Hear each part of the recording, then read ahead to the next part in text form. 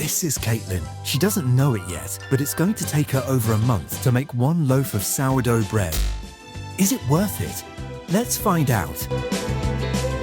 For years now, I've wanted to make sourdough bread, but something about the process has been terribly intimidating to me. Actually, not something. The starter has been intimidating to me. And theoretically, I know I could probably find somewhere where I could buy starter. I know that's recommended as a beginner to just get starter from somebody or buy it from a bakery and go from there. The thing about me is I like to make things harder than it has to be. And also, I just really want to make starter from scratch. I saw a couple of videos on TikTok yesterday that had me believing that maybe this is not as difficult as I'm making it out to be. So I'm going to document the process of me trying to make starter from scratch and then make my first sourdough bread from said starter. My research is the 2.5 TikToks I did watch last night. So when I say I'm a beginner, I do mean it. So if you're a beginner, we're doing this together. And if you've already done this process before, then you're gonna teach me in the comment section down below. You're gonna teach all of us. We can often build things up. I know I can build things up in our head, and sometimes you just need to start and then figure it out as you go. And I feel like that's what I'm tackling today. We're figuring it out as I go. Day 1 of starter making, I have a wide mouth mason jar. I got a wide mouth one so the stirring can be a little bit easier and there's nothing that can get caught from any tapered edges. I also have this leak-proof lid that I'm not going to seal completely. I'm just gonna lay it on top of my starter so it's not airtight. And I also have my trusty food scale. Okay, we got our mason jar here. I'm going with bread flour for my starter. I've heard you can use all-purpose. I only need 50 grams. Look at how well I'm already doing. 51. Get out of here. I want perfection. Now 50 grams of warm water. Yeah. Okay. That's fine. Then we just stir. And I think that's day 1. It's day 2 and this is what it looks like. We've got some bubbling happening in there. Now it's time to feed. We're taking 50 grams of my starter. It's smelling a little funky, not gonna lie. Now 50 grams of flour and now 50 grams of water. Stir it together, and then I'm gonna remove this from this mason jar, throwing it out. I'm not gonna put this down the sink because apparently that's not really good for your pipes, and just rinse out the jar with hot water, no soap. I've concluded that tomorrow I'm gonna have a different approach to this. I'm realizing what a stupid idea it was to do this in a separate bowl. Day 2 complete. Officially day 3, and I woke up this morning to find that it looks like my sourdough starter has hit its peak. I know that because I have residue above the starting line of my starter. So what it means is that while I was sleeping, my starter grew and then deflated, which means the yeast that is developing within it ate through, based on my little research I did, ate through all the flour and water mixture. And now it's got nothing else to feed on, which is kind of a shock to me because I was only scheduled to feed this every 24 hours. One thing I will note though, the first couple of days that I added water to my starter, it was with cold water, the cold filtered water from my Brita, not warm water, which they, I think, tend to recommend. So I'm gonna nuke the water that I poured about 30 minutes ago in my microwave just to get it a little bit down from cold. But clearly, even using cold water didn't do much of an impact or have much of an impact on my starter growth speed because she's speedy. I'm gonna work backwards this time and take out the starter from this jar rather than like mixing my starter flour water concoction in a separate bowl because I just found that super messy. Right now it's showing that this mason jar plus starter is 538. I know that the jar itself is 390 grams empty. So to make sure that I have 50 grams of starter in here, I need 390 plus 50, which is 440 grams. So I've got about 100 grams to remove of starter. And I'm going to pour it into this paper towel. Now we clear. And then another 50 grams of flour.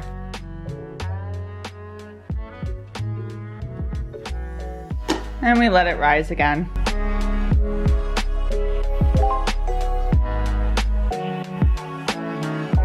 For 24 hours, I have gotten a little bit nervous because it is time for another feed, and as you can see, the line on my jar is there, but there's been no activity above this line.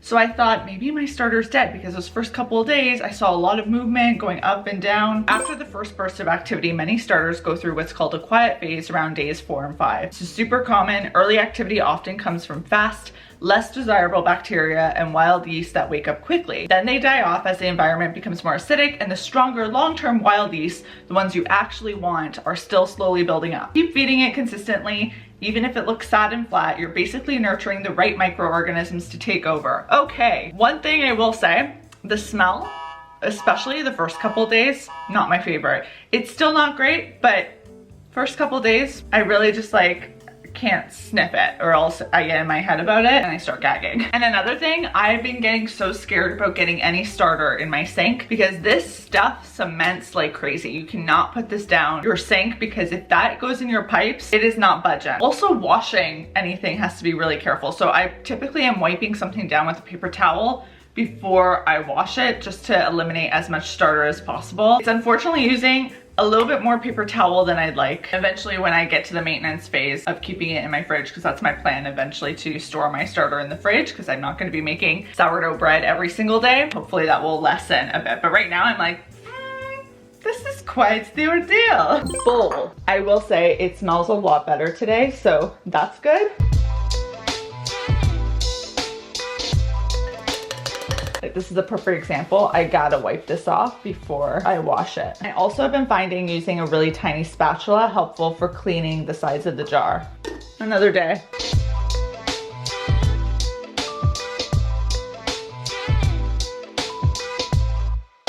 I'm officially a week into trying to grow my starter. It is not doubling in size. It's not doing much movement these days, but I'm being patient and feeding on schedule. The smell, as noted, still is in a good spot. So I'm optimistic that within the next few days, it will start having some more visible activity. I also feel like it's been a bit cooler in this apartment, so that's probably making it that it's not growing as fast or not having like the ideal environment for growth. But nonetheless, we continue to do our feed. We dump, discard, add 50 grams of water, add 50 grams of flour, and it continues. Guys, I think we are finally doubling. Oh my gosh. This is exciting.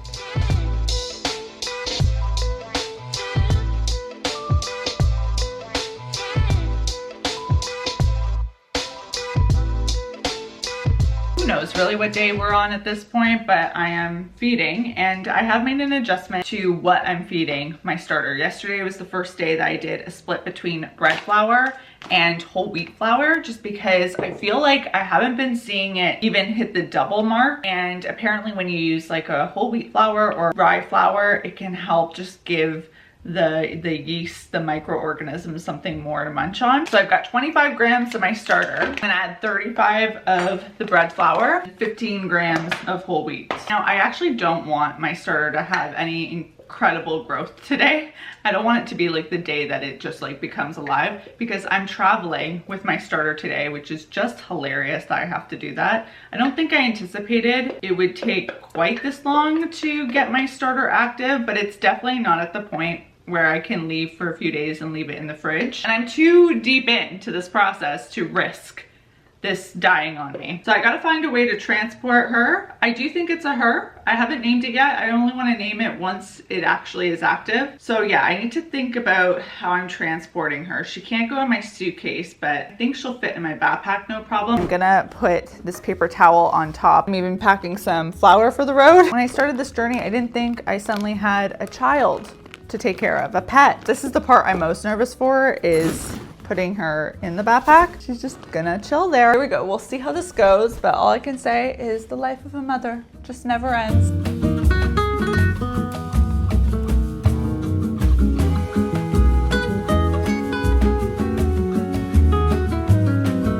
I have never ever seen it rise this much. Oh my gosh. I gasped. Maybe it's because I did wrap it in a towel to make it extra warm, because it was actually quite cold in this apartment today. I'm hoping we're baking bread this week, guys. Oh, it looks so fun. Finally happened, guys. It finally doubled, and doubled in 4 hours after feeding. So I think this means my starter is ready to be baked with. Problem is, I'm currently dressed to go to an event, so I cannot deal with this, but I wanna get it ready to bake. But I have to leave in like 10 minutes. I'm curious, I am gonna do a float test.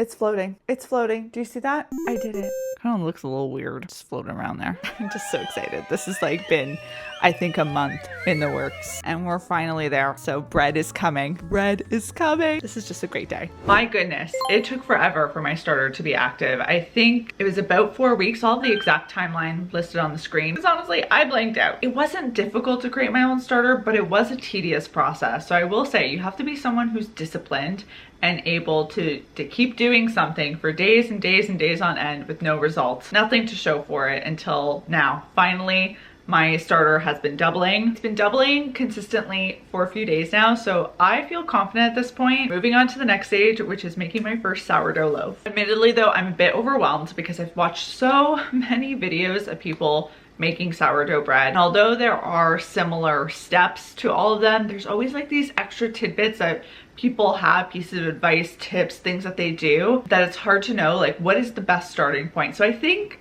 the best starting point is just to pick one video or recipe, method, whatever, just try it and go from there, because I can't get better until I start. And if I just keep trying to find the perfect method before I've ever even made sourdough bread, I'm just gonna never make sourdough bread, which would be a shame. So let's get to it. Starting off with 330 grams of filtered water, whisk to make it all incorporated and bubbly. 450 grams of bread flour. I feel like the problem is right now I've forgotten everything that I've watched. I'm like, wait a second, is this supposed to be a clean bowl? Should I add more flour? I don't know, I'm panicking. My apartment is a bit on the cooler side right now, so I'm gonna put this under a blanket for about 30 minutes. Time for the first folding. So I'm gonna take off my saran wrap. My dough looks kind of crazy right now, but that's the point of this folding session. I'm using stretch and folds here. So I'm pulling the dough from the side towards the center, turn the bowl 90 degrees and do the same stretching motion until I've done all 4 quarters of the bowl. Every time I do this, I feel like the dough just gets stronger. Covering her back up.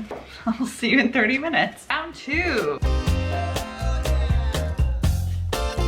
I'm actually having a lot of fun with this part. Here we go again. I forgot to set a timer and I accidentally waited an hour. Let's try this way this time. I think this is a coil fold. To do a coil fold, you lift the dough from the middle and let the ends dangle and tuck them underneath as you set it down. Turn the bowl and repeat, and there you go, coil fold. It's definitely loafier though, which is exciting. Obviously, is my technique the best? No, but I'm finding this part of the process super relaxing. It's just fun. Wow, she's big. Flour and water and what it becomes. Science is funny. This is gonna be the final one I do. Now it's time to do the shaping. And once again, I have no idea what I'm doing. So here we go. I'm gonna lightly flour my surface. Ooh. Came out clean. Okay, so now I need to stretch it out into a rectangle, and then I'm folding it in like this, and then I'm shaping it like this. I'm doing this. Something along this line, pulling it in. Now I don't have a bread basket. I was determined not to buy anything for this first loaf. Just using a bowl with a tea towel in it. I'm gonna dust it pretty generously because I'm nervous. Seam side up. My seam is broken, so that is not good. To repair my seam, I took alternating sides of the dough and stitched it towards the center. I did a poor job of actually showing that process, but stitching is what I'm attempting to do here. Something like that. I think that's right. I think it now has to rest there for about an hour or a few hours before I put it in the fridge to cold proof.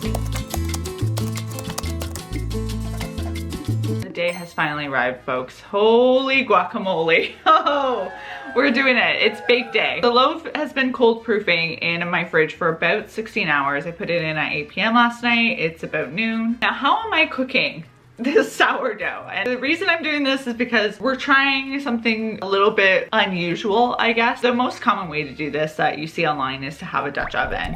I do not have a Dutch oven, so I needed to pivot. One of the methods to do is an open bake, which I was really interested in doing because I have a pizza stone that I could have baked my sourdough on. But my oven only has 1 rack, not 2, so I wouldn't be able to add another like container full of water to kind of keep or to kind of stimulate steam, the steam that would have naturally kind of occurred in a Dutch oven. So that didn't feel like the best method either. And then I remembered I own an always pot. So this is a non-stick pot. I didn't think this would be an option because I thought it couldn't go in the oven, but it is oven safe up until 450 degrees. So I'm gonna try doing the sourdough in this because I feel like this is gonna be more of a steamy situation. The first step though is to preheat the oven. I'm not gonna preheat at 450 because I don't wanna go to the max for this oven safeness. I think I'm gonna go to 430. And I'm gonna make sure it's preheated with this inside, and I'm going to preheat it for about 30 minutes so that it gets super hot. So hopefully you survive to tell the tale, my friend. Risking it all today. My pot has been preheating for about 20 minutes, so I'm gonna get started on the scoring. First step is to get a piece of parchment. And one thing I've seen recommended is that you scrunch it all up.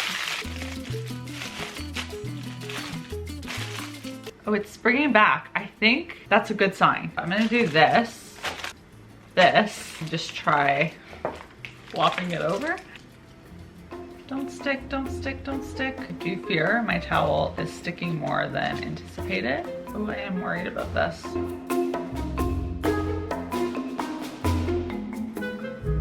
Okay, so that is not ideal that happened because I feel like we disturbed a lot of bubbles, but what you gonna do? This tea towel was a bit waffly, so I think that's why there was a lot of grippage happening. You can see at the top here. So next time I'll go with something a lot finer. So hopefully there's less sticking like that. It feels a bit flat to me, and I don't know if that's because of the whole tea towel that may have disturbed things a bit, but I'm gonna bake anyways and hope for the best. I gotta work quickly here, but I also wanna be not stupid and not make any crucial mistakes. So first thing, we're taking it out of the oven. We are not touching the pot. We're placing the bread in there as so, and I'm also going to add some ice cubes. This lid on top, and we are gonna put it back in there for 30 minutes. It's been 30 minutes, so it's time to take off the cover. I feel like this is a critical time to see where we're at. Oh my God, it's loafing. It's loafing. It's loafing. Okay, she be loafing. Excuse the laundry happening behind me. Real life is going on. I really wanted for this first loaf to make use of the things I already owned to make my sourdough loaf, my first one. But one thing I think that I would normally, or a typical person might have in their kitchen that I don't, is an internal temperature thermometer thing. Usually you use this for checking the cooking time of meat, and I am a vegetarian, so I don't typically like have needs for that. Although there are times where it's important to check internal temperature.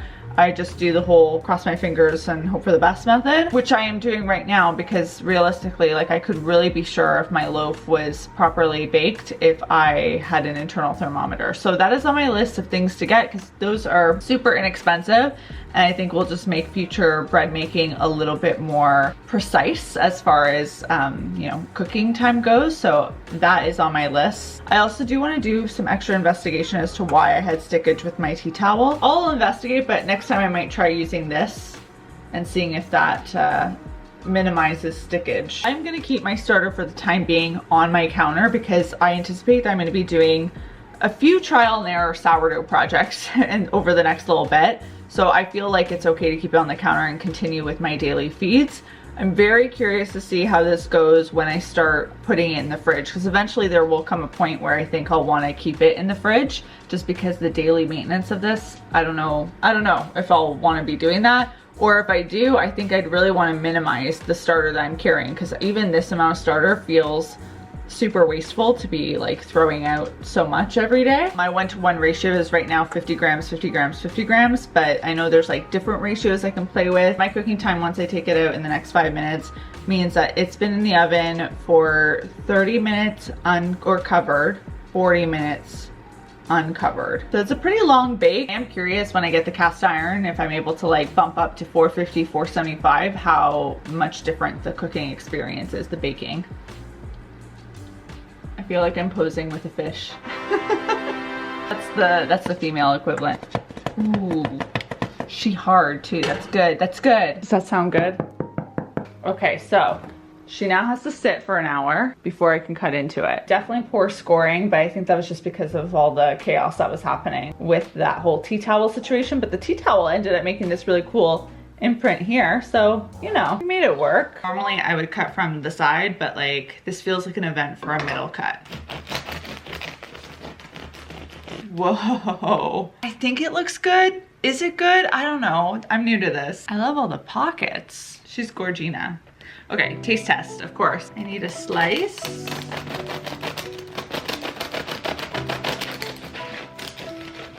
Holy, most uneven slice I've ever done. I'm being very generous with my salted butter. The crust is so good. Butter and bread, it's just an unmatched combination. I think I can confidently say though that I made bread. This side in particular is really airy, and do you see at the top here how like there's a lot of air? I wonder if that is from the pulling of the tea towel when it was stuck to it. There's still lots of tweaks to make as I go. It's a long life journey, you know, that I'll be on. This is the first of many, but I feel really proud of what I was able to do with my first loaf. It took forever to get here. So if you are starting out this journey for yourself or wanting to try sourdough, that's the one piece of advice I would give you, is just to be patient, because depending on where you live and the temperature of your home, like that can really influence how fast your starter becomes active. And I was in an apartment that was on the pretty cool side throughout this process, so I think that's why it took a little bit longer for me, but it's absolutely doable and not as complicated as I thought it was going to be. I mean, I still feel like the next loaf or 2 or 10, I'm going to be following instructions pretty closely just to make sure I'm not skipping steps, but I can see a world where this becomes a lot more intuitive. So that is the journey that I'm currently on. We're going to be exploring sourdough breads and other bread products with sourdough. I want to make sourdough pizza crust. I need to figure out discard recipes so I can make use of all the discard that I have, so lots to still explore. And I mentioned it before on this channel, but I love being a newbie at something. I love not knowing something and then trying to dissect it and figure it out and get there. And the fact that for years I've been going through sourdough cookbooks and being like, ooh, one day I'll have to tackle that one, with kind of like a little bit of intimidation, a lot of intimidation. To be here feels like a big accomplishment, even though it's just bread. But you know what?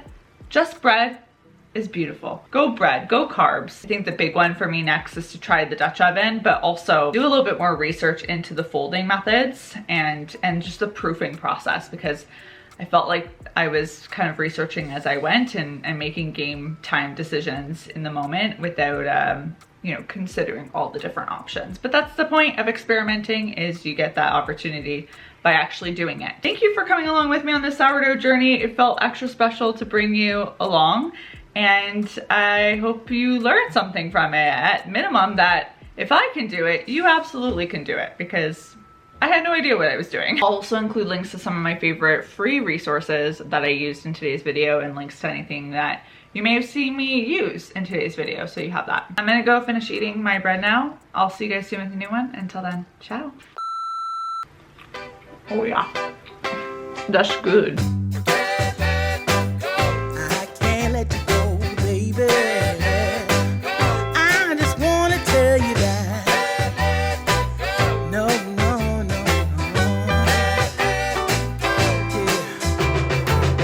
All of my friends say, girl, you better take care, 'cause that man is trouble, you best beware.